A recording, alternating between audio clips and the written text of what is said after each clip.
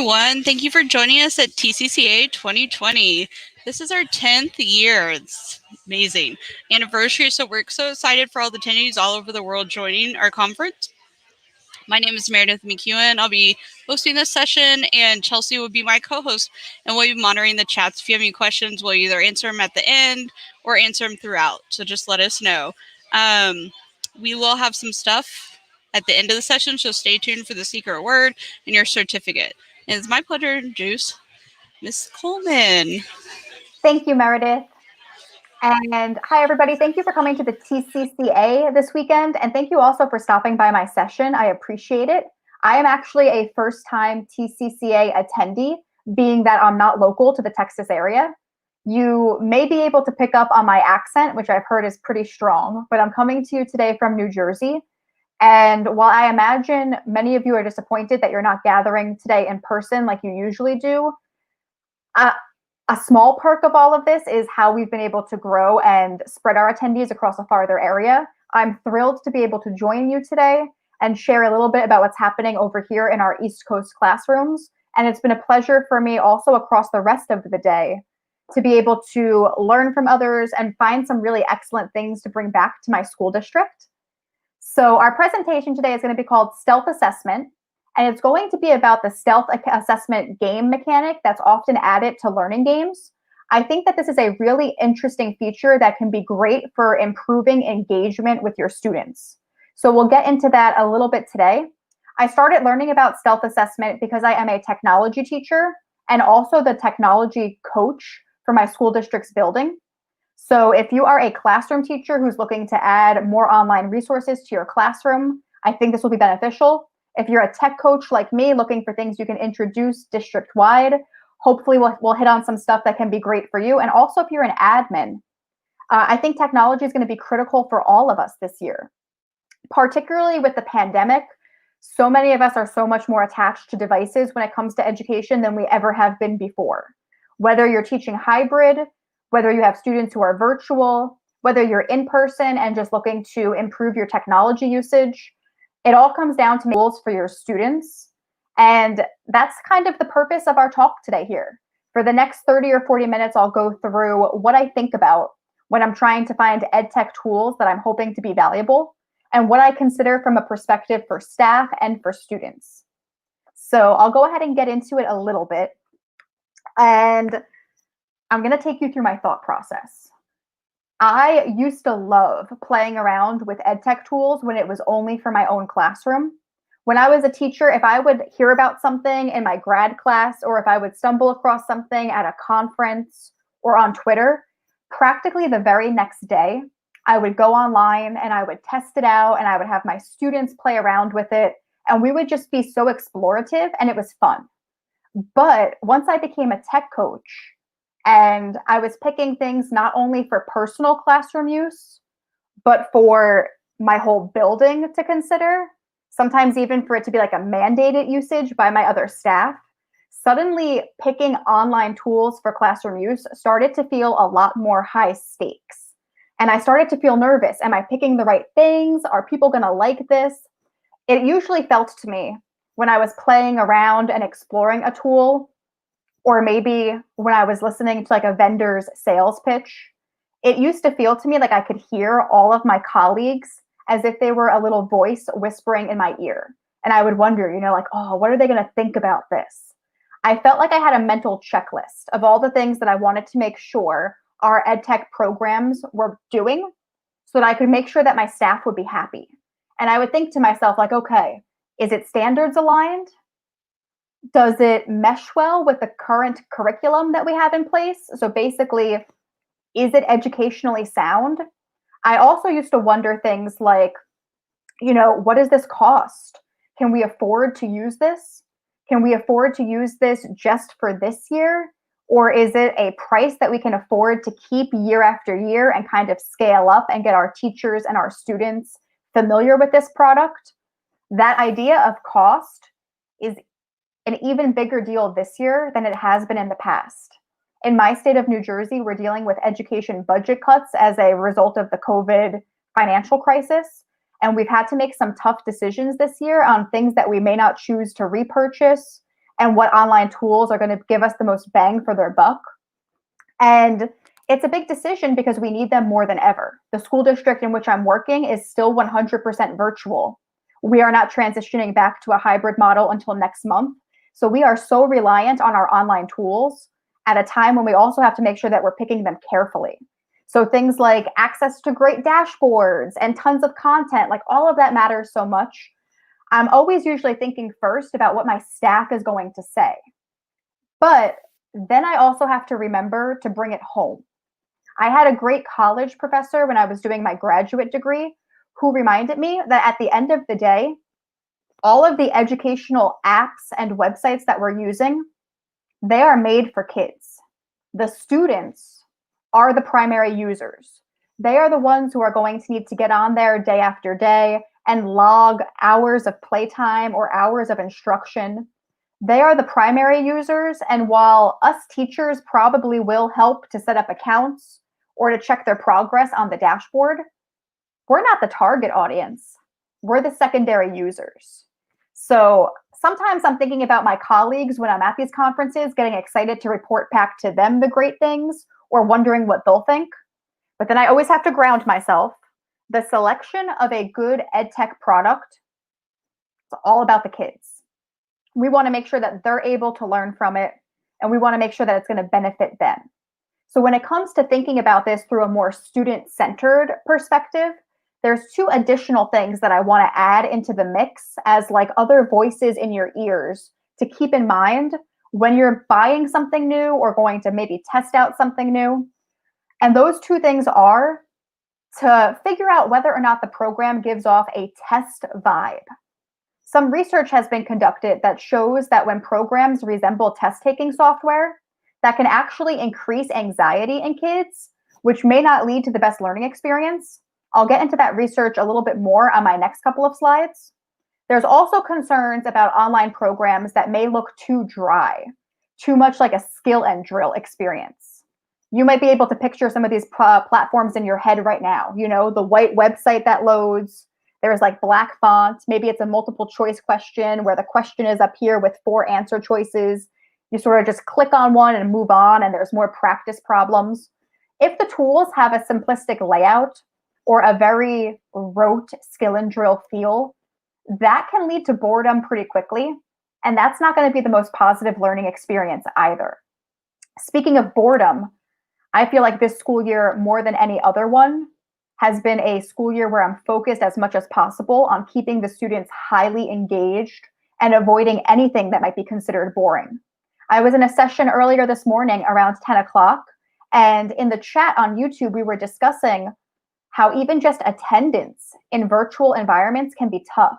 If you have students joining you on a Google Meet call or on a Zoom call or on Teams, and you're trying to get kids engaged in a conference call, sometimes it's hard to even get them to show up. Sometimes it's even harder to get them to participate. So if the tasks seem boring or stressful to them, it could be a make it or break it situation. So my goal for this year is to try to find the most engaging online programs that I can. And I'm going to do that by harnessing programs that use self-assessment in their development. And I'm going to do that to, first of all, try to avoid the unnecessary text anxiety. I mentioned to you that there's a bit of research about this. I am not that researcher, but it would be remiss of me if I did not give credit to Professor Valerie Shute, who is a researcher at Florida State University. Dr. Val Shute is basically synonymous with the term self-assessment. She's one of the biggest researchers in the field. She's one of the biggest researchers in general when it comes to online games and topics related to educational assessment in a computer-based format. And she has a series of papers you can check out if you're interested that talk about how sometimes a test puts pressure on students to the point where they can't even perform to the fullest of their ability. Her research indicates that when online programs resemble standardized tests, some students feel such a high state of pressure that their grade is lower compared to other classroom grades. The student would have done better if it had been an out loud presentation or a project or a paper-based worksheet that seemed more low-key, or even just when you compare it to their general classroom demeanor. And that's a great thing to keep in mind, because if the test is going to skew the results, if the kids are going to feel so much nervousness about doing a test, that may not want to be the format that you're using for many of your online programs. And some people may say, but I have to do a test at some point. I've heard people give the argument, I need to quickly collect data, and I want to collect it in a direct way. And they're right. Multiple choice tests and standardized tests, things of that nature, a formal exam, that is a great way to get data. But keep in mind, according to Val Schute's research, that data may sometimes be unreliable or invalid if you have students who simply cannot handle tests well. Some people may be saying, I needed a diagnostic at the beginning of the year. You may have done a diagnostic in your classroom, for that matter, at the beginning of the year. Something in your classroom to start off and get a benchmark, maybe something for the whole school. There's absolutely a time and a place for tests. But if you're switching to predominantly online learning environments this school year, and that's going to be what you're really rolling with day in and day out with your hybrid students, make sure that everything doesn't feel like a test. Because while it's a great way to get data points, it may not always be the most accurate data point. You want to have other kinds of experiences you can kind of gauge that against to see if you do have a student who is just a bad test taker. And you want to make sure you have the most well-rounded perspective of that student as you can. Another argument that comes up a lot when people do want to purchase or utilize online tools that look like tests is that they want to prep their students for a standardized test. But that's different this year also. Another thing that's up in the air because of COVID and its impacts on education is state testing. I've already started to see research coming out that state testing may be canceled or postponed this school year because of COVID situations. In fact, if you were attending the keynote this morning with Michael Bonner, he brought that up as well. Standardized testing in many places seems to be off the table. If it's not off the table yet, I can see other states starting to follow suit and maybe considering skipping it for this year. So if you really enjoyed test-taking styled platforms because you wanted to prepare students, that preparation may not be necessary this year. And a great point that I heard some people raise, this is an argument that kind of started back about 10 years ago when PARCC testing was a whole big thing. If you've been an educator, if you're a veteran who's been here for a decade or more, you might remember when the PARCC test came out, and that was a whole big thing countrywide. When we started talking about having a standardized test that was going to be nationwide and a big focus, a ton of conversation erupted amongst teachers about the differences between teaching to the test and just general teaching. And we used to say, the whole school year cannot simply be test prep. And that is also something that goes in line with this idea of stealth assessment. We can't always have students completing activities that resemble a test. We have to make sure that their learning experiences are varied, and we have to make sure that we're presenting online tools that can be things that all learners can tap into and benefit from. And that's why I think stealth assessment might be a really great alternative. If you've never heard of the term stealth assessment before, it basically means embedding a learning experience into a game. So stealth assessment activities are going to look like games, or at the very least, they're going to be a very gamey school experience. And basically what happens is the student's going to play a learning game. They may not even realize that there's learning involved. It's going to feel very gamified to them, but it's still going to be based on educational content, and data is going to be collected.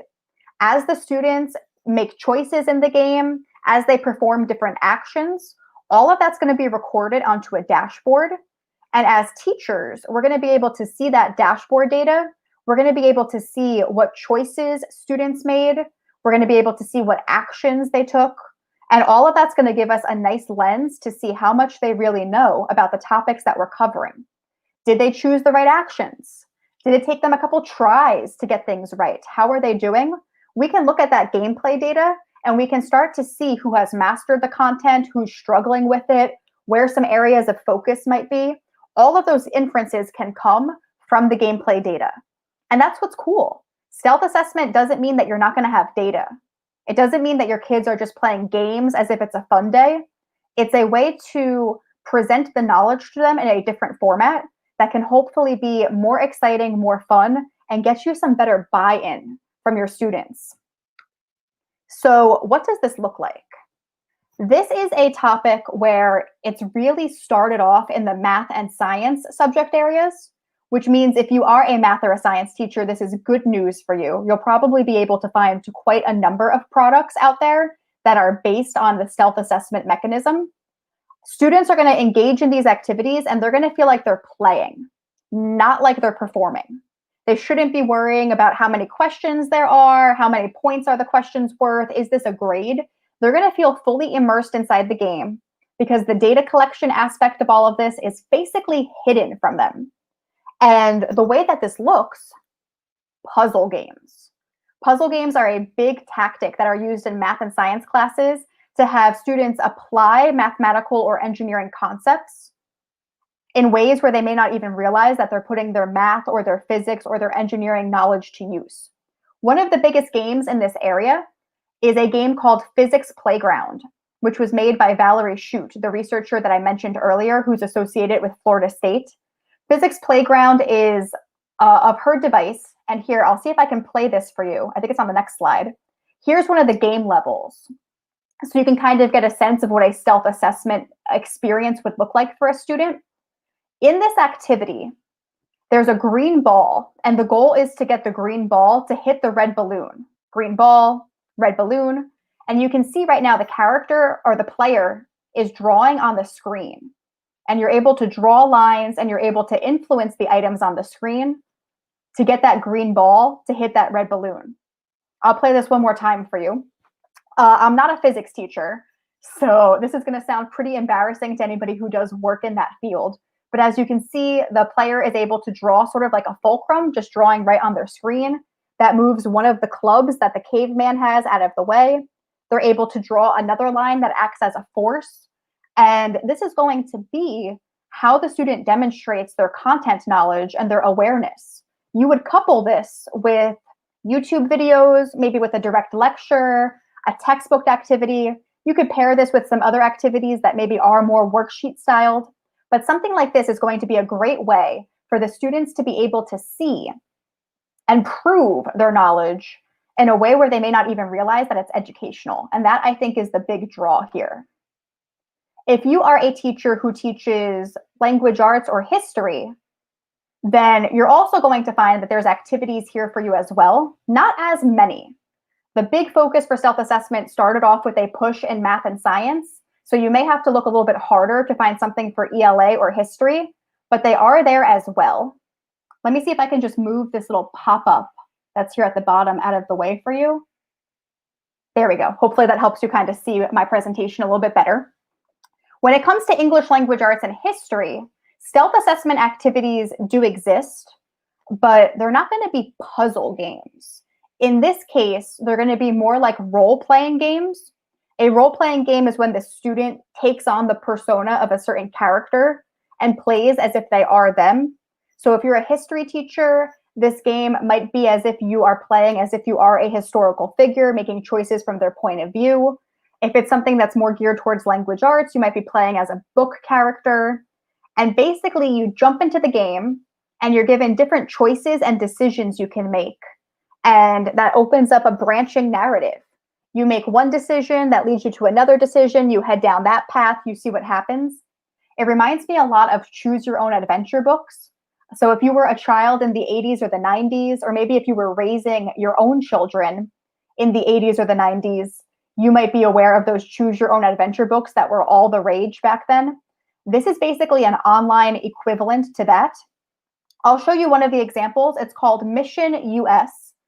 You can find it online at missionus.org, and they make a whole bunch of historical experiences where children can feel like they're dropped back into that time period, and they can see what it was like to have to survive during that time period, what kinds of decisions had to be made, who the characters were, what players, what nuances were in effect. So I'll show you this video as well. This is a game experience that's based on the American Revolution. Uh-oh. Let's mute that so that we don't get our YouTube shut off. Sorry, Meredith.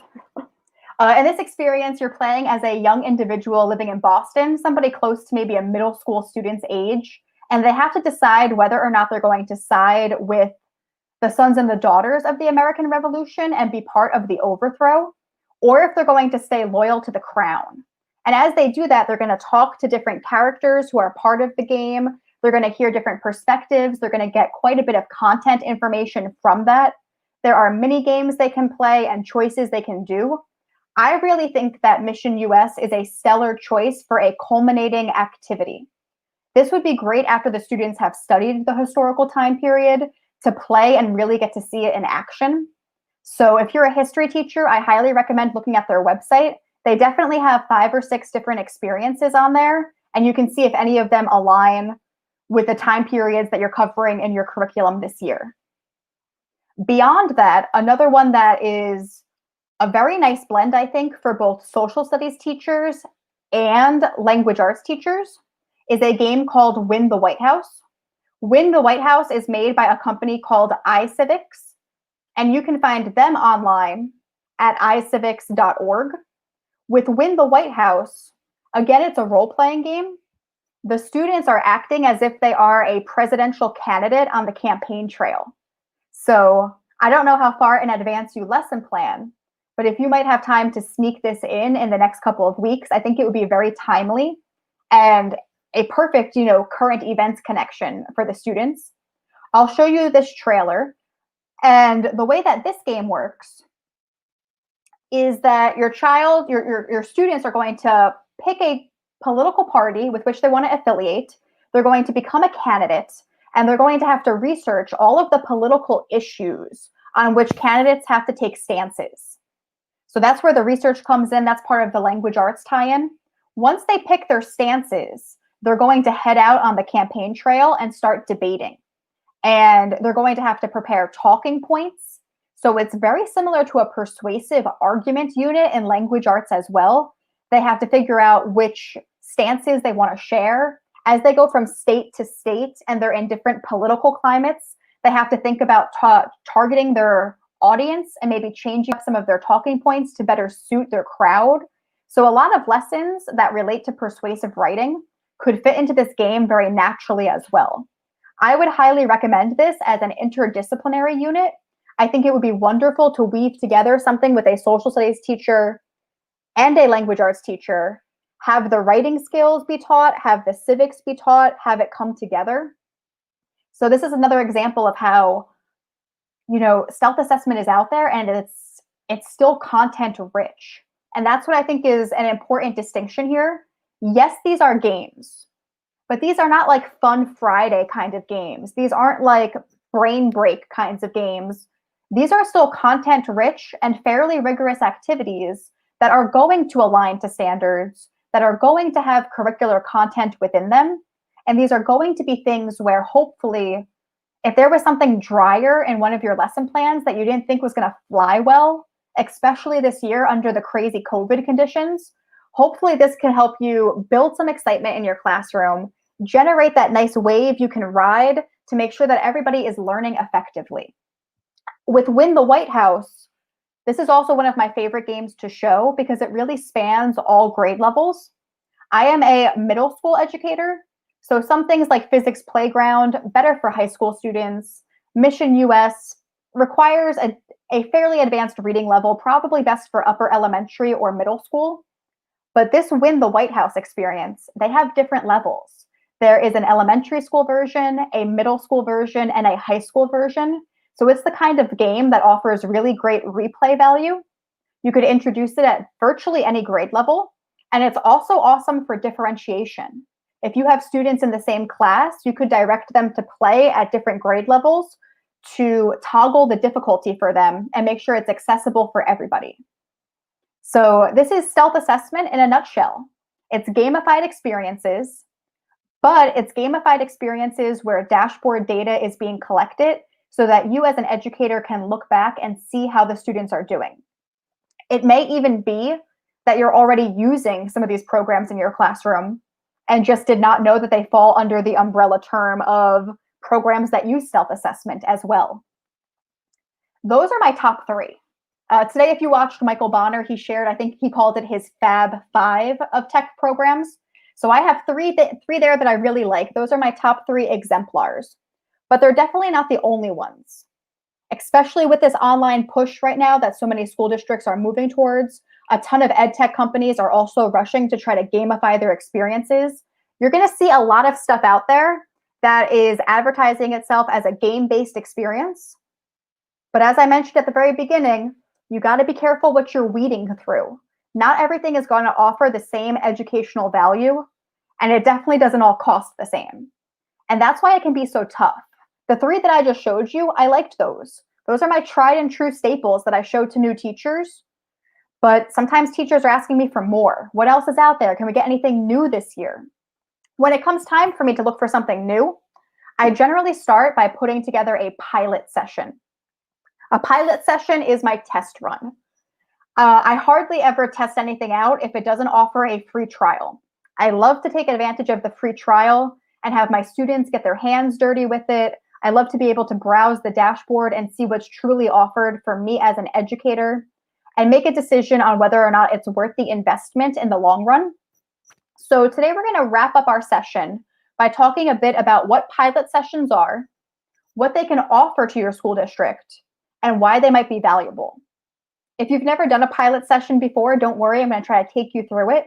But I also highly recommend the resources that are available from a company called Digital Promise. Digital Promise has put together an entire toolkit of resources for people who are running pilots in school districts. And you'll be able to see it's here on the slide.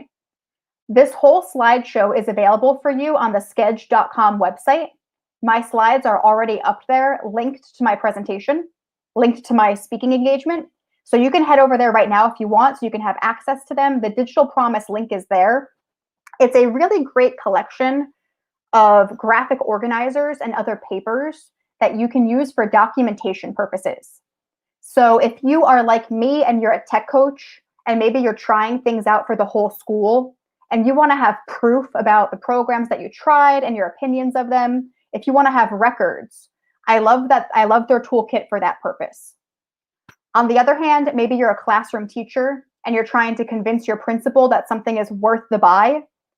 Filling out the toolkit can be great from that standpoint also, because you're going to end up with a very detailed, well-reasoned rationale about the strengths of a certain tool. So definitely check out that toolkit if you ever find that you need documentation about something being worth the purchase.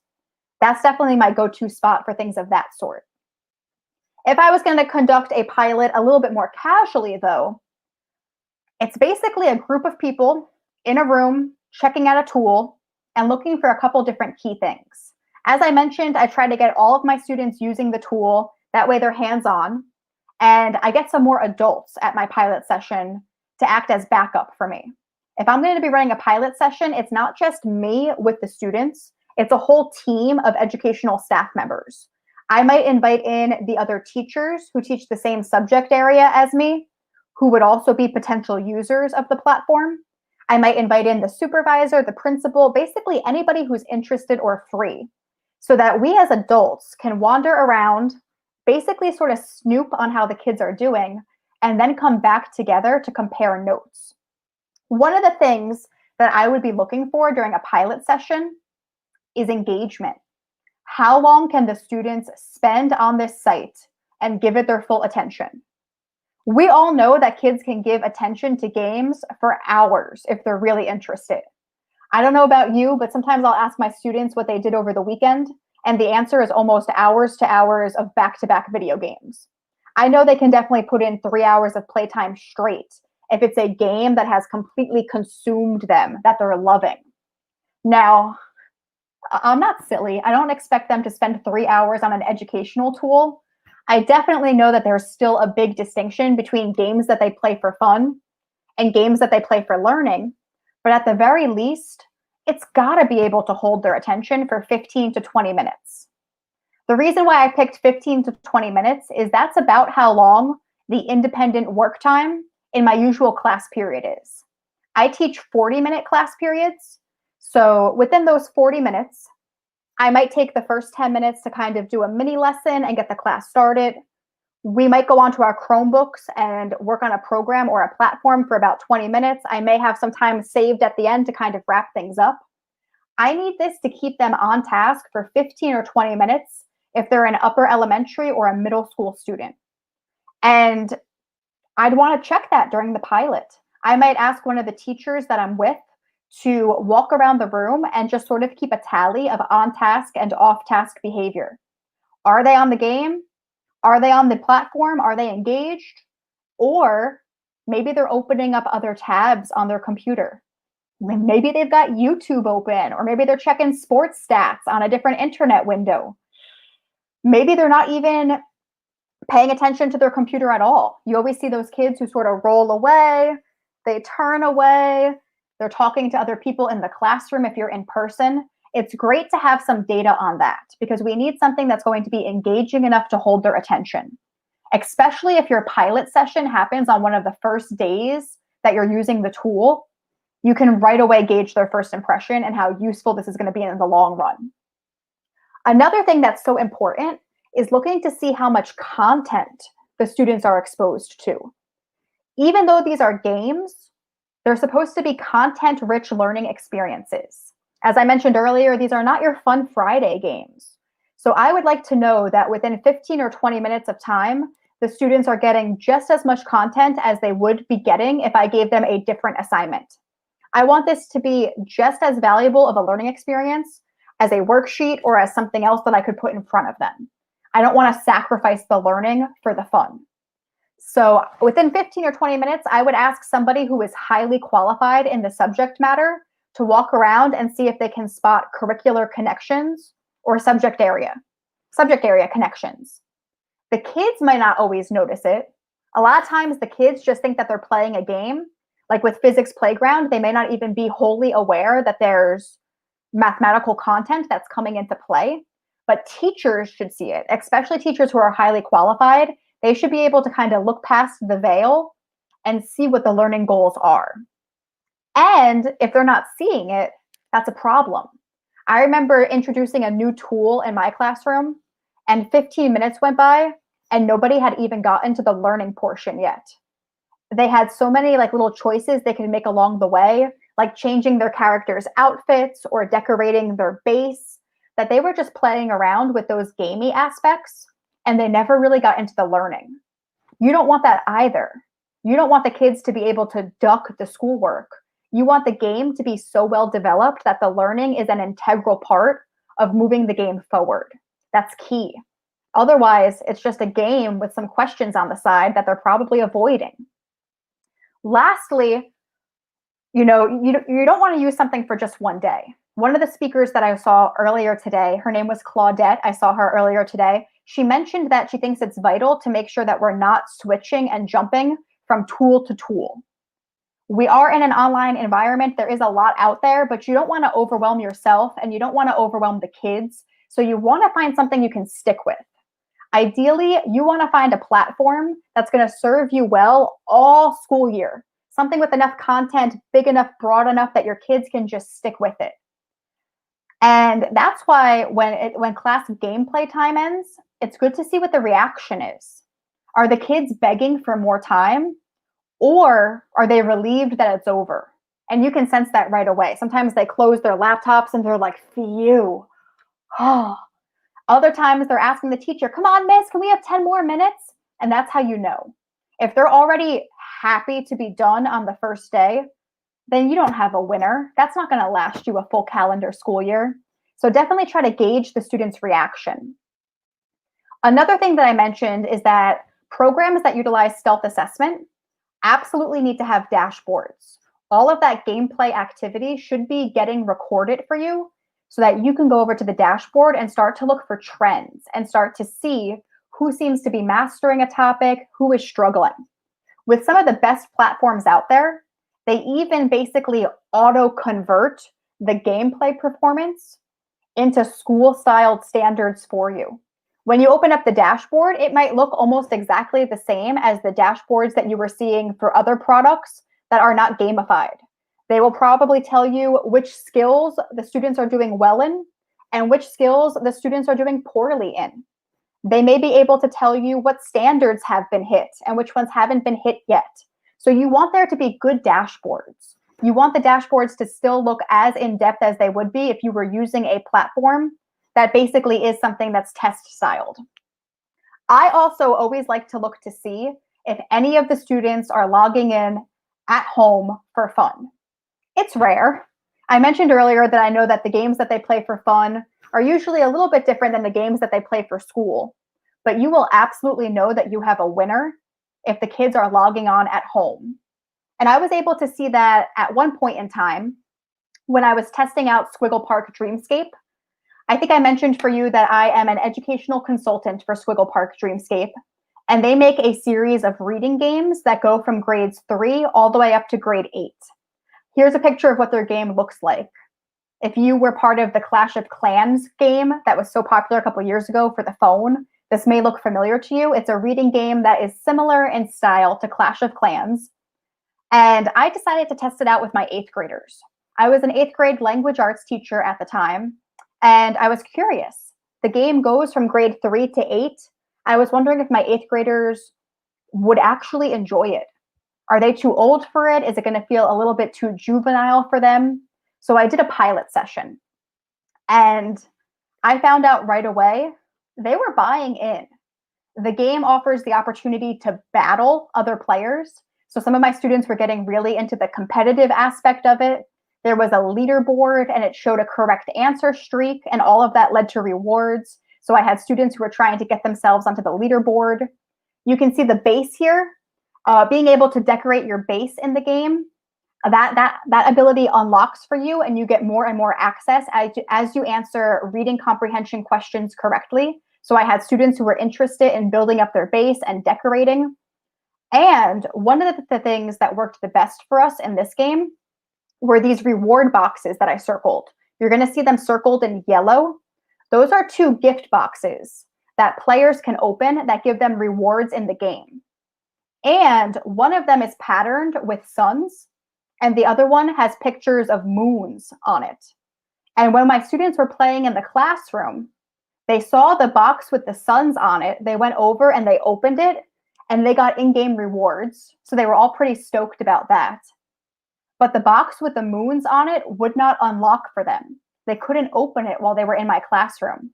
It turns out that one did not open up until about 3 p.m. If they logged on after school hours, they could gain access to those rewards. And little things like that made all the difference. I did have students who, out of curiosity, logged back on at home to see what was inside the moon box. And once they were logged on, they played a little bit. They were getting further practice in reading comprehension skills and strategies on their own time. And it was all because of the gamified elements. And that was one of the things that made me a true convert to stealth assessment, because before that, my directions for homework were a lot more dry. I used to say things like, go onto this website and practice for 10 minutes. Or I used to say, go onto this website and answer questions correctly until the progress bar gets up to 80%. And yeah, kids would do it if it was a homework grade, but you could tell that they were going to stop as soon as that progress bar hit that point, or as soon as their timer went off. With something like this, they were on for more of a personal reason. They were curious. What does that box do? What's in it? And then it wasn't so much me having to force a program on them. They were invested. And that's where I think stealth assessment really comes along. But also, one point I want to drive back home, it's all about the students. We as the teachers, again, we're the secondary users. So if you're doing a pilot study, it's not enough to just kind of have a debriefing conversation with the other adults who are in the room. You have to include the students, and you have to ask them their perspective. This is something that reminds me of one of my old principals. Whenever he used to come in to do a teacher evaluation, he would just stroll into the room, and he would plop down next to a student, seemingly at random, and he would ask the kid, "What you doing?" And as teachers, we would always tense up when he would say that, because sometimes the kids would give the most honest and candid responses about what they were actually doing in the classroom.